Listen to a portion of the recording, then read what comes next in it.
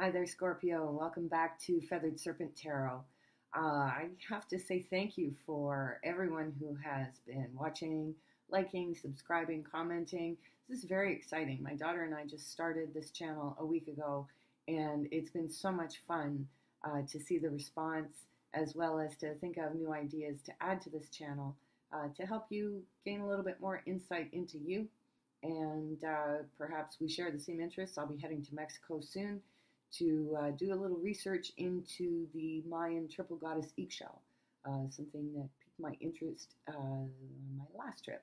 So I'm going to be journaling that as I explore in the coming weeks. So, like I said, if that's something that interests you, please feel free to join in.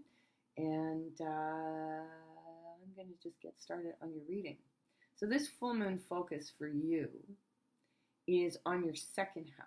So it's in Sagittarius, which falls in your second house of values, self-worth, material possessions, and dollars. So, so this is going to be the main focus of what will be illuminated by this Sagittarius full moon.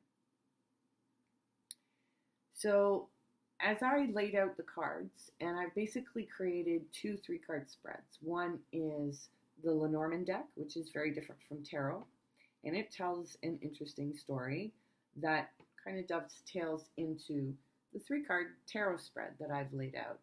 One being the general focus for the full moon for you, and then one where it's the angle on relationships, and the other where it's the angle on your professional life. I then also have 2 cards, one card from each deck, that is giving us a little insight into the surrounding atmosphere for all of these things to take place. So I think what I'm going to do is I'm going to start with the Lenormand spread, because I think we can build from there as to the kind of headspace you're going to find yourself in this weekend. So we have stars and mountain. So stars on its own is all about dreams, fame, encouragement, having everything you need to move forward. And then mountain is pretty much the opposite of that. So delays, obstacles, or actual mountains if you happen to be traveling. So that's how they stand alone. And then for the environment, for these 2 cards, I pulled heart. So that changes the dynamic of how we look at these pairs significantly. So on one hand, we've got the stars, dreams, and hopes, and then on the other hand, we've got obstacles and things that are standing in our way. But a lot of it has to do with love. So this is where Venus and values and all of that kind of thing starts to come into play as well. And so there's kind of this dynamic of a stop-start that you know it's there, but you can't move on it just yet. And so when you pair stars and mountain together, or sorry, heart and stars, you get positive love and the lover of your dreams. When you pair heart with mountain, you get a cold heart or a lack of effort in love. So again, it's all of these things. Now when you put mountain and stars together, you've got slow progress and dreams are blocked. So, as with anything that's really positive, and the reason why I say that is because in amongst the spread, you actually have 3 aces. So you've got the Ace of Pentacles, the Ace of Wands, and then in your surrounding atmosphere, you have the Ace of Swords. So whatever phase you're entering into after this full moon, it's completely new. everything. Like everything.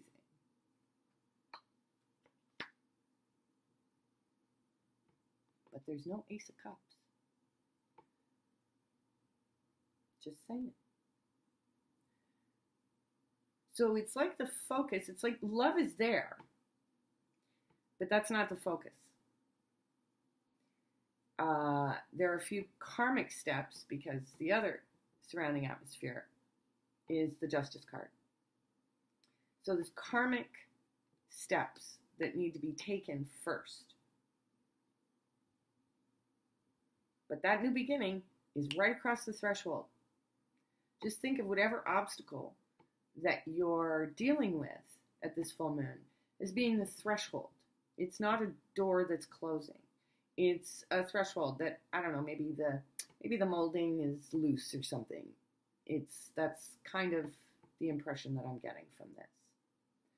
So now let's dig into the general focus.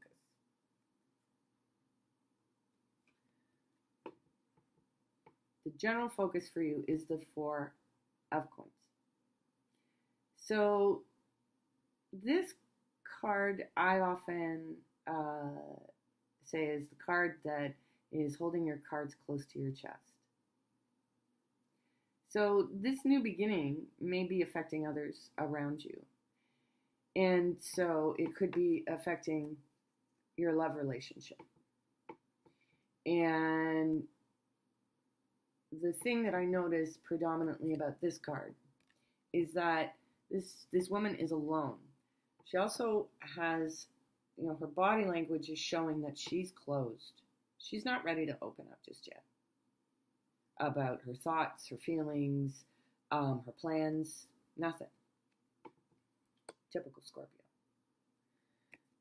And with the Lovers, obviously that suggests that there's still a marinating that's happening with regards to a very close love relationship,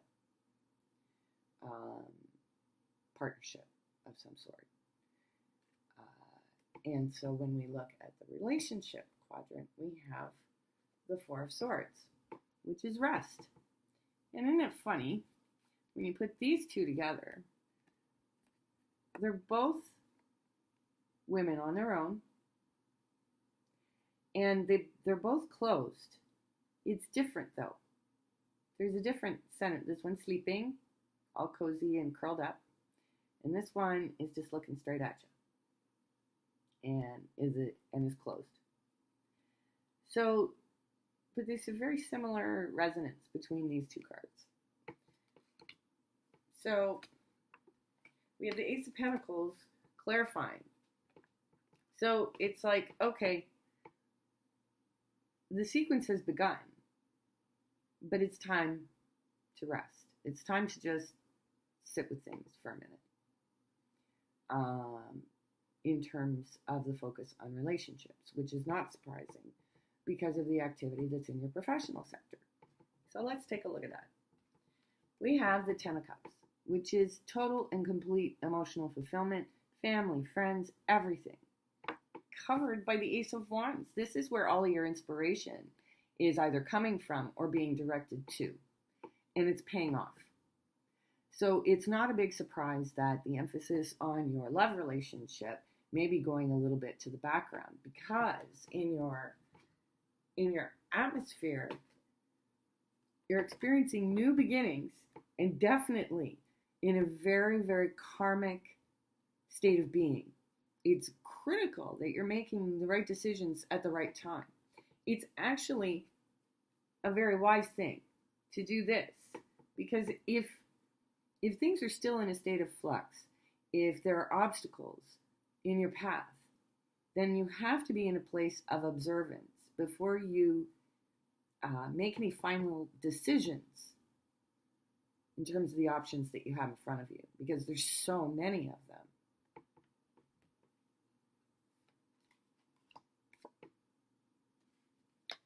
So overall, I wouldn't panic if something trips you up this weekend. But I would hazard to guess that the Sagittarius full moon is going to light up your sense of self-worth, even in the face of these challenges. You're going to have a greater sense of control over your own destiny in this next couple of weeks. Families will be integral to your success professionally, so make sure that you're keeping your eye on those energies and tending to them as they need to be tended. And you're ready to light the fire and get moving. So, like I said, don't let one little hiccup throw you off course or bring you down, because it looks as though the work that you've done has done nothing but bring new opportunities to you, and you need to entertain them all because it's your destiny. So enjoy this full moon, lighten up, have some fun with friends, realize how fantastic you are, and that even though you're Scorpio and you're intense, you have initiative, you have drive, you have spark, and you have levity, and you can roll with the punches. So be you, have a great full moon, and we'll see you next time.